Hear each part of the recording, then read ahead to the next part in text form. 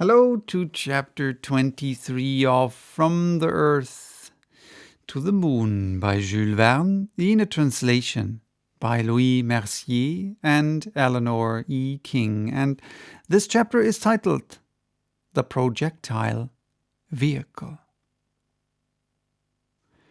On the completion of the Columbiad, the public interest centered in the projectile itself. The vehicle which was destined to carry the three hardy adventurers into space. The new plans had been sent to Bradwell and Company of Albany with the request for their speedy execution. The projectile was consequently cast on the 2nd of November and immediately forwarded by the Eastern Railway to Stones Hill, which it reached without accident on the 10th of that month, where Michel Ardan, Barbicane, and Nicholl were waiting impatiently for it. The projectile had now to be filled to the depth of 3 feet with a bed of water intended to support a watertight wooden disc, which worked easily within the walls of the projectile. It was upon this kind of raft that the travelers were to take their place. This body of water was divided by horizontal partitions, which the shock of the departure would have to break in succession. Then each sheet of water, from the lowest to the highest, running off into escape tubes toward the top of the projectile, constituted a kind of spring, and the wooden disc, supplied with extremely powerful plugs, could not strike the lowest plate except after breaking successively the different partitions.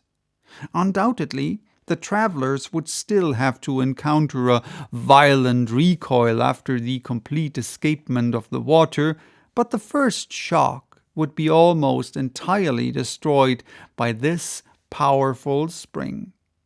The upper parts of the wall were lined with a thick padding of leather, fastened upon springs of the best steel, behind which the escape tubes were completely concealed.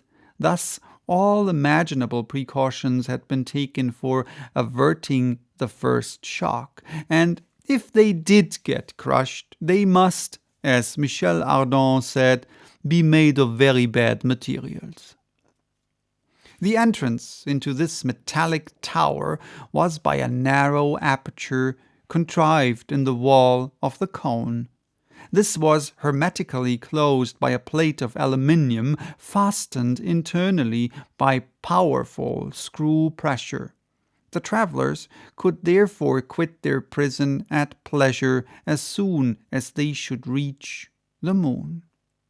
Light and view were given by means of 4 thick lenticular glass scuttles, 2 pierced into the circular wall itself, the 3rd in the bottom, the 4th in the top.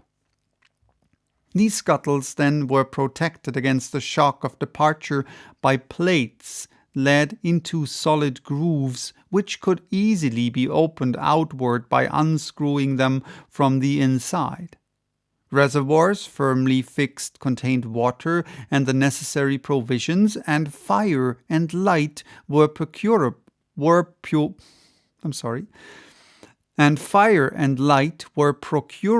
by means of gas, contained in a special reservoir under a pressure of several atmospheres. They had only to turn a tap, and for 6 hours the gas would light and warm this comfortable vehicle. There now remained only the question of air. For allowing for the consumption of air by Barbicane, his 2 companions, and 2 dogs which he proposed taking with him, it was necessary to renew the air of the projectile. Now, air consists principally of 21 parts of oxygen and 79 of nitrogen. The lungs absorb the oxygen, which is indispensable for the support of life, and reject the nitrogen. The air expired loses nearly 5% of the former and contains nearly an equal volume of carbonic acid, produced by the combustion of the elements of the blood.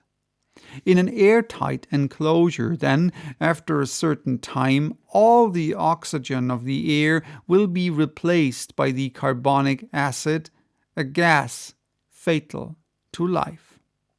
There were two things to be done then. First, to replace the absorbed oxygen. Secondly, to destroy the expired carbonic acid. Both easy enough to do by means of chlorate of potassium and caustic potash.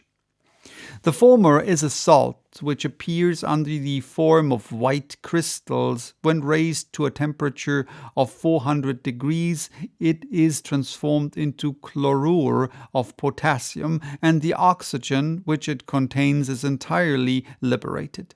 Now, 28 pounds of chlorate of potassium produces 7 pounds of oxygen, or 2,400 liters, the quantity necessary for the travelers during 24 hours. Caustic potash has a great affinity for carbonic acid, and it is sufficient to shake it in order for it to seize upon the acid and form bicarbonate of potassium. By these two means, they would be enabled to restore to the vitiated air its life-supporting properties.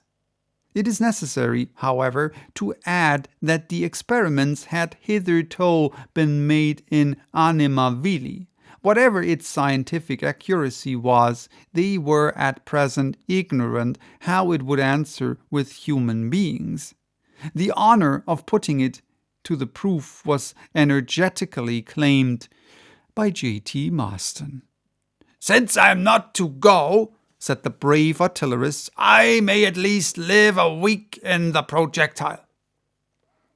It would have been hard to refuse him, so they consented to his wish. A sufficient quantity of chlorate of potassium and of caustic potash was placed at his disposal, together with provisions for 80 days. No, for 8 days. And having shaken hands with his friends on the 12th of November at 6:00 a.m., after strictly informing them not to open his prison before the 20th at 6:00 p.m., he slid down the projectile, the plate of which was at once hermetically sealed. What did he do with himself during that week? They could get no information. The thickness of the walls of the projectile prevented any sound reaching from the inside to the outside. On the 20th of November at 6 p.m. exactly, the plate was opened. The friends of J.T. Maston had been all along in a state of much anxiety, but they were promptly reassured on hearing a jolly voice shouting a boisterous "Hurrah!" Presently afterward, the secretary of the gun club appeared at the top of the cone in a triumphant attitude. He had grown fat. So, that was chapter 23. Bye-bye. Till next time with chapter 24, titled The Telescope of the Rocky Mountains.